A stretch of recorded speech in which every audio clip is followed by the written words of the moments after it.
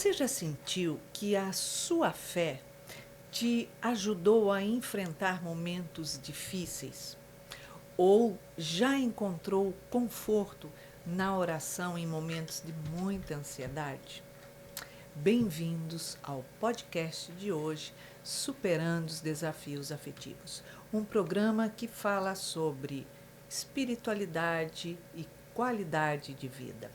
Eu sou Iraci Campos e no episódio de hoje estamos recebendo a nossa convidada, Isabela Henriques. Ela é psicóloga analítica e TCC e vem bater um papo gostoso aqui com a gente sobre ansiedade, espiritualidade e as crenças na prática. Seja bem-vindo ao nosso podcast de hoje, Isabela. Obrigada, Iraci. Uma alegria estar aqui. Isabela, como é difícil muitas vezes a gente se encontrar num momento de dificuldade e conseguir achar, tatear onde é que eu encontro serenidade, onde é que eu conforto o meu coração. Porque muitas vezes a gente pode ouvir frases maravilhosas de algumas pessoas, mas parece que aquilo não penetra a gente, né? É muito interessante você estar usando a palavra serenidade, porque quando a gente pensa em ansiedade, a antítese da ansiedade é justamente a serenidade. Exato. E hoje em dia, né, quantas frases, quantas pessoas com soluções rápidas, às vezes até os remédios, a gente acredita que uma pílula vai resolver as nossas questões existenciais. Acha que tem o poder mágico. Exato. Se você tomou, plim, pronto, acabou. Mas não é assim. Pois é. Não é assim, porque a ansiedade, o medo, André Luiz fala, acho que é no nosso lar, que o medo tem suas raízes nas profundezas da alma. Exatamente. Então, não é uma frase de efeito, que é até bonita, que chama atenção, mas não vai resolver, não vai mudar algo que é intrínseco, que é profundo.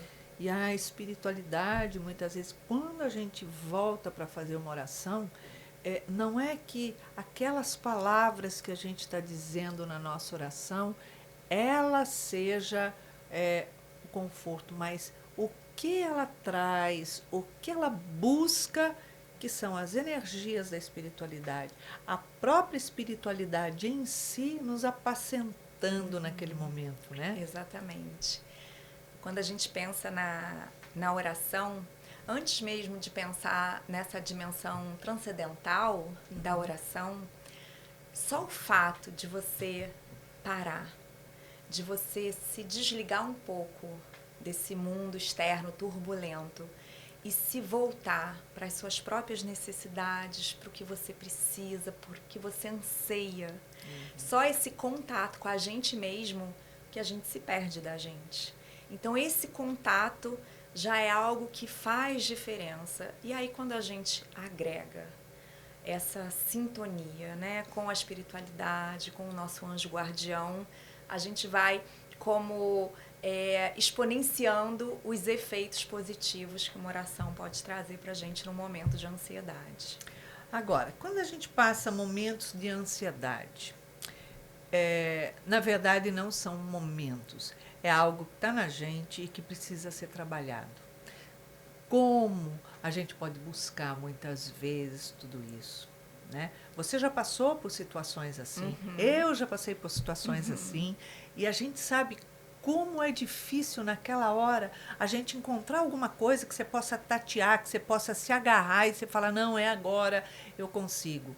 Então, a gente busca na espiritualidade, a gente busca esse conforto, né, dentro dessa religiosidade, mas é necessário a terapia. Com certeza. Né? É uma via de mão dupla. E quando a gente fala em ansiedade, a ansiedade, por si só, ela é um sentimento, uma emoção, que é muito ligada ao medo, mas é algo muito necessário. Então, por exemplo, para eu estar aqui, para a gente estar tendo essa conversa, é preciso que tenha algum nível de ansiedade em mim, para que eu esteja atenta, para que eu tenha me preparado, concentrada, tenha pesquisado o assunto que a gente ia conversar aqui. Então, a ansiedade, ela tem uma função importante na nossa vida. Sim. Se eu não tivesse com nenhuma ansiedade, eu ia estar aqui de qualquer jeito, não ia ter me preparado, ia estar aqui relaxada, distraída, falando qualquer bobagem.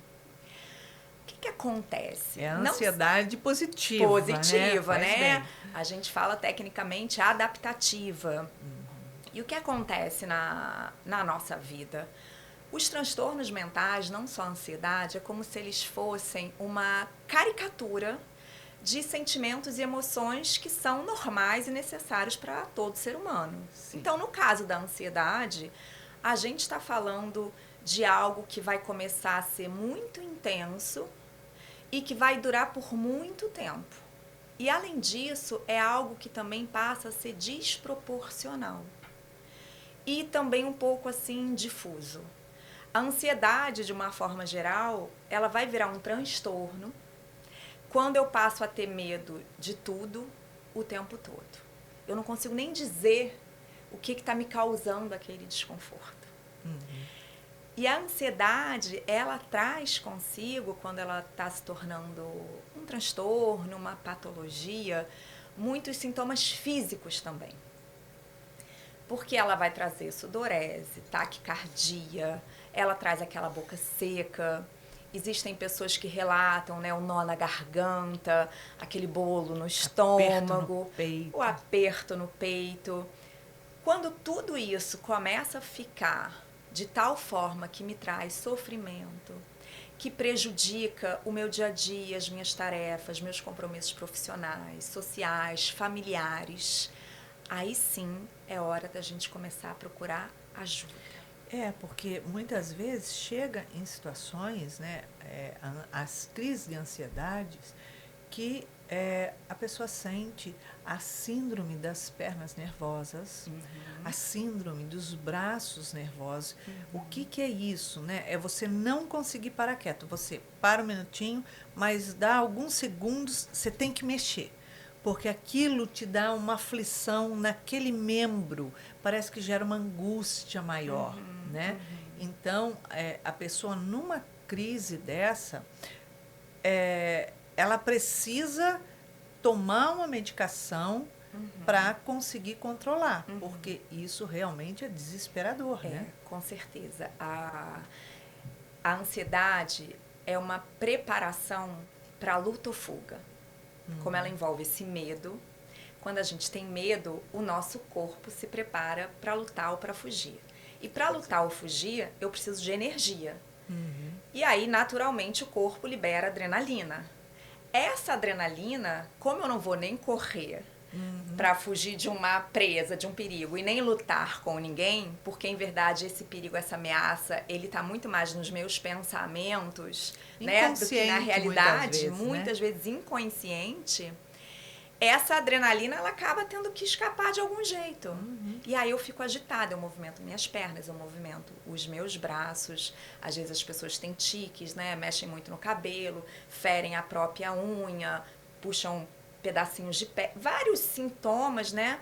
Que é esse corpo muito agitado que vem dessa mente agitada.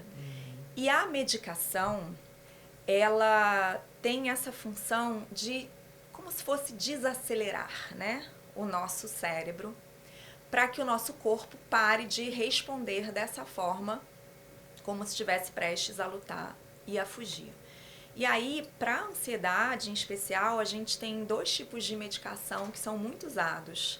Os benzodiazepínicos, que atuam muito rapidamente, mas por atuar muito rapidamente, eles levam ao risco, né, da dependência, porque ele tem um alívio muito forte e muito rápido. E a gente também tem as medicações que trabalham no eixo depressão-ansiedade, que levam lá 10 a 15 dias para começar a fazer o efeito, mas que em contrapartida não tem o risco dessa dependência. Então, em geral, a gente entra no tratamento com um benzodiazepínico, entra com a terapia, com a psicoterapia, e aí depois que a gente já começa a ter os primeiros sintomas da melhora, a gente vai migrando do benzodiazepínico para essa outra classe de medicação que não causa esse vício. Essa dependência, E, né? em geral, com o transcorrer da psicoterapia, onde a gente vai buscando entender de onde vem esse medo, de onde vem essa insegurança, a gente começa a questionar quais são as evidências de que esse seu pensamento catastrófico, que esse perigo, que esse risco, que esse julgamento da sociedade em relação ao seu comportamento, a gente começa a trabalhar na terapia, questionando evidências, entendendo a história daquele paciente. E aí a gente passa para essa medicação do eixo depressão e ansiedade, que são sintomas com muita comorbidade, porque um leva ao outro e o outro leva a um. E com o tempo a gente começa a sair do tratamento medicamentoso, ficar só com a psicoterapia, até que esse paciente consiga reorganizar a maneira como ele encara as situações da vida. Essa situação, ela é realmente muito dolorosa. Mas a gente pode e necessita, né, fazer um mergulho interior, porque não adianta a gente se colocar só na terapia, se colocar na mão de um psiquiatra, onde ele vai te passar as medicações que você necessita. Mas a gente mergulhar, não ir para fora, mas ir para dentro, para conseguir identificar quais são as válvulas ali acionadas e que está nos gerando essa ansiedade. Porque se eu não me autoconhecer, eu vou achar que está tudo bem. Eu falo assim, é porque eu sou uma pessoa ansiosa mesmo. Né? É a minha característica. Não, isso não é característica. Tem alguma coisa ali encoberta, oculta, escondidinha, que você ainda não identificou, né? Porque não fez a volta do olhar para dentro. Do que é que te gera ansiedade, né? Quando a gente pensa pelo lado da espiritualidade, uma das formas da gente ver a ansiedade é como se fosse a doença da falta da humildade. Em que sentido? É como se eu quisesse me colocar no lugar de Deus. Então, ao invés de eu entender que Deus está comigo, que eu ando ao lado de Deus, em vez de eu receber essa humildade, né, essa umidificação do hálito divino, eu quero me colocar no lugar de Deus, controlando tudo o que acontece na vida. Então eu tô no mundo, nesse mundo louco que a gente vive, e tô nada satisfeito. Como é que o mundo pode ser assim se eu não gosto? Como é que essa pessoa pode se comportar dessa forma, se não é dessa forma que eu quero que ela se comporte? Como é que pode esse meu chefe não acatar as decisões que eu estou tomando? Como assim? Então, ao invés de eu entregar para Deus o que é de Deus e buscar cuidar do que é meu, eu tenho esse crescimento em relação à minha crença de que vou controlar as coisas. Porque controlando, eu acredito que tudo vai dar certo. E esse mergulho interior é justamente esse contato com a nossa pequenez e com a nossa fé. Porque muitas vezes o que a vida está nos propondo é que a gente simplesmente confie e que a gente espere. Exato. E eu preciso, muitas vezes também, o que me leva à ansiedade é uma insegurança em relação à minha capacidade de lidar com os problemas. Então, tenho esse lado, né? Talvez o meu orgulho um pouco exacerbado e eu quero controlar tudo e eu não confio no que o pai está propondo para mim. E, por outro lado, uma falta de crença nas minhas forças, na minha capacidade de lidar com problemas e que muitas vezes eu já lidei. Com certeza, porque quando a dificuldade chega a nossa jornada ali, que chega para todo mundo, né, que é a alavanca do crescimento, quando ela só chega porque a gente está preparado para aquilo, porque está dentro das nossas capacidades de superar, de resolver, de ultrapassar aquilo. Só que, na verdade, inconscientemente, a gente não acredita na gente. A gente estaciona ali e fica naquela assim, nossa, e agora o que, que eu faço? Porque eu olho o problema e eu vejo, dou nome a ele de problema e vejo ele como um todo. Então, mas como um todo, literalmente no sentido da palavra. Tudo é um problema. Então, eu fico olhando. Nossa, eu tenho esse problema. Meu Deus, mas esse problema na minha vida, o que, que eu faço? Esse problema. Eu não pego e falo, olha só, eu tenho essa questão, bota ela de lado, eu não vou solucionar com um olhar agora, mas vamos olhar o panorama, vamos ver quais as oportunidades, que caminhos eu posso seguir, o que, que eu posso fazer, qual a ferramenta que eu posso utilizar. A gente não faz essa volta, a gente foca no ruim e no ruim a gente estaciona. O nome disso na psicologia é rigidez cognitiva. E o nome disso, eu acho, quando a gente pensa em termos de espiritualidade, é falta de fé. Então, essa dificuldade que a gente tem de usar a nossa imaginação, a nossa criatividade, a nossa inteligência para buscar outros pontos de vista, para buscar aprender com o que a gente vem passando, porque a gente às vezes aprende, mas esquece rapidamente. Então a gente tem tantas capacidades. Aprende e não retém, né?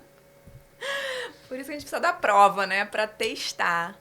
E você tem toda a razão, é essa rigidez. E essa rigidez é algo que a gente treina, que a gente pode praticar mesmo como um exercício, como um esporte, porque a partir do momento, primeiro que eu, como espírito, pensando mesmo em termos espirituais, da nossa grandeza, das nossas dimensões que vão além da matéria, eu me abro para buscar sentidos novos nas situações que aparecem. E sentidos que vão além do aqui, do agora, além da matéria. Então, é sempre um convite para esse crescimento, como você falou. Com certeza. E a prática na espiritualidade. Ela é fundamental para que a gente se norteie, tanto se abastecendo de autoconhecimento, tanto quanto na prática de praticar o amor, olhar ao próximo, vivenciar o amor, né? Então, isso muda a nossa estrutura. Com toda certeza.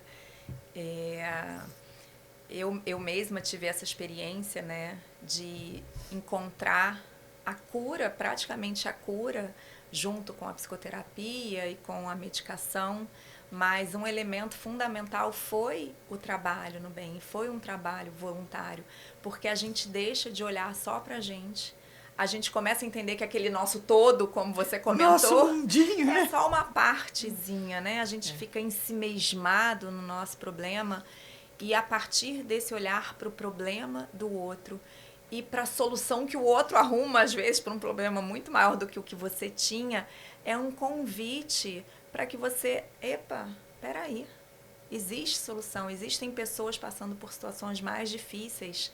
Será que eu posso também passar por uma situação como essa? E eu acabo me tornando útil num problema que nem era meu e descobrindo capacidades em mim que eu nunca tinha precisado pelas características da minha vida, mas que a vida do outro me convida a experimentar e eu coloco isso para fora. Joana fala tanto do esforço, né, que é colocar para o exterior a força interna que você tem.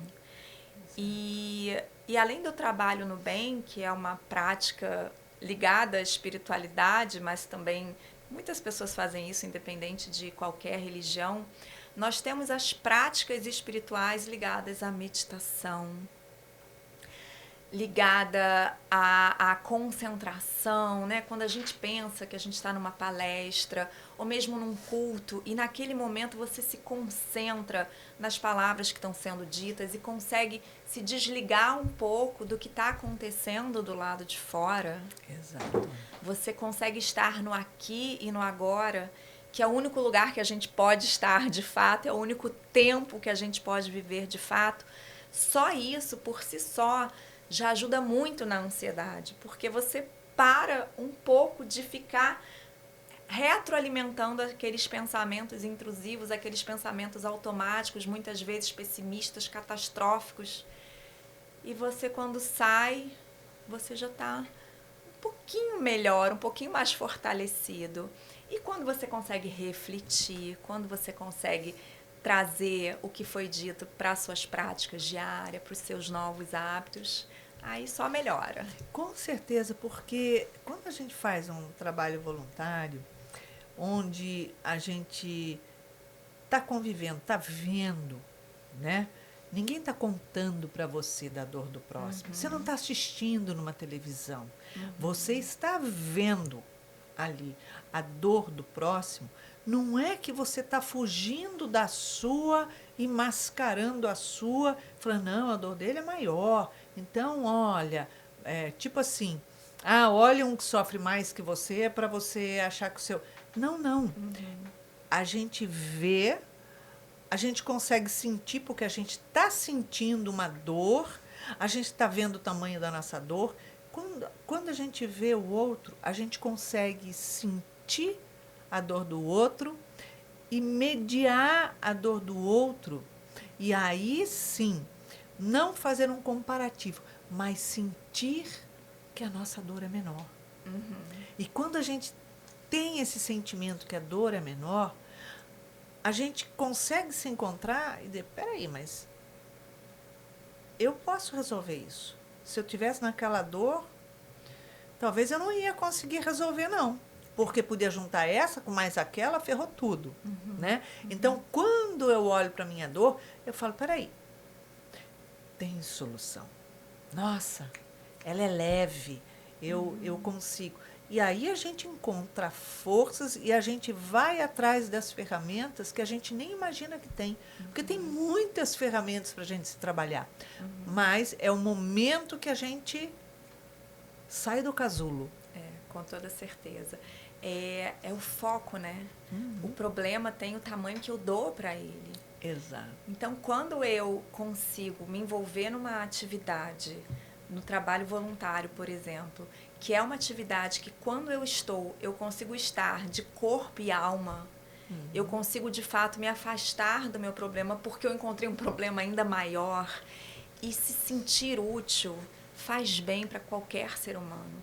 É da nossa natureza, ainda que a gente não saiba, ainda que muitos não saibam, mas é da nossa natureza contribuir para o todo. E isso não é um conceito espiritualista, um conceito religioso. Isso também é um conceito da psicologia. Que nós somos criados para viver em comunidade, Exatamente, jamais sozinho. Exatamente. Diversas abordagens da psicologia confirmam que a gente é mais saudável quando a gente integra e colabora para um todo. A gente não se realiza de uma forma única. A gente se realiza quando a gente está contido numa sociedade, numa família, num trabalho. Exato. Então, faz parte do ser humano pertencer, a gente precisa pertencer. Então, quando eu estou ali, vendo um problema enorme, compreendendo que eu posso ser útil, isso traz uma satisfação. E aí eu percebo, eu tenho muita capacidade de resolver o problema dele. Será que o meu eu também não tenho capacidade de resolver? Você olha, você fala, eu ajudei a resolver aquele baita problemão. Nossa, eu tenho que tirar o meu de letra, porque eu tenho as ferramentas. Onde é que elas estão? Peraí, né? E um outro aprendizado muito bonito que vem dessa convivência, não só em relação àquelas pessoas que estão sendo ajudadas, mas em relação às pessoas que estão trabalhando com você, porque é um momento muito raro, principalmente nos dias de hoje, muitas pessoas estarem voltadas, entregues, se dedicando a algo que não tem nada a ver com reconhecimento social, material, financeiro. Exato. É como se a gente voltasse, eu não sei nem para onde a gente volta, é como se a gente voltasse ali para a época da inocência, para a época que eu acreditava que a felicidade era possível, porque ali existe uma entrega sem nada ser esperado em troca. E, ao mesmo tempo, eu me deparo com pessoas passando por situações dificílimas e que ainda assim têm fé, têm confiança, confiança no futuro. Tem alegria de viver. Alegria, apesar de tudo. Então, é muito difícil alguém não se sentir tocado, alguém não se sentir convidado a uma mudança, vivendo nessas situações. Que coisa mais linda, todos os voluntários unidos, né? Quando estou pensando aqui nos trabalhos que a gente faz, nos trabalhos que a gente participa, e naquele momento, além de ajudar os que estão ali para serem assistidos formalmente, a gente vai se ajudando um ao outro, e conta um problema, e conta uma solução, e encontra apoio, chora no ombro amigo, receba um sorriso. Então, o bem vai trazendo mais bem, mais bem, mais Ele bem. se multiplica rapidamente, né? E o importante, quando a gente conversa muitas vezes com pessoas extremamente simples, carentes, pobres, e que ela tem uma montanha de dificuldade, e ela fala, não, mas eu sou feliz, e está alegre fazendo as coisas. É a pessoa que tem a capacidade de pegar todo aquele monte de dificuldade, problema, colocar do lado e olhar só para ela. Olha só, eu sou feliz, porque eu não sou aqueles problemas, né? Exato. Isso Essa é sabedoria de eu não sou meus problemas. Exatamente. Eu sou um ser feito para ser feliz. Passa muito rápido, né? Passa. Isabela, obrigada pela sua presença. Muito bom ter você aqui. Foi uma delícia. Obrigada. Então, nós precisamos refletir sobre todas as situações quando elas se apresentam na nossa vida. A ansiedade, o porquê da ansiedade? Será que eu estou numa fuga? Será que eu estou com uma ansiedade devido a uma situação de pós-trauma? A gente precisa refletir, a gente precisa fazer aquele mergulho para dentro para separar as coisas. Bota a ansiedade do lado, o medo do outro lado, as questões conflitantes aqui, ali, e dá um nome a esse pacote. Esse pacote é o pacote que eu vou levar para solucionar. Então, o pacote está aqui, mas eu não sou nenhum desses itens desse pacote. Olha para o espelho e diga, quem é você? Você não é o nome que você tem, mas você é a parte mais importante da sua vida. Você é alegria, você é esperança, você é coragem, sim. Você é felicidade, sim. Você é meta. Então, faça as escolhas na tua vida e se liberte das muitas dores que a gente acaba aceitando como se essas dores fossem a gente. Então é isso. Compartilhe o nosso podcast, porque muitas outras pessoas podem ser auxiliadas. E para que você tenha uma semana de muita paz, muita alegria, deixamos aqui um super beijinho carinhoso e até a próxima semana.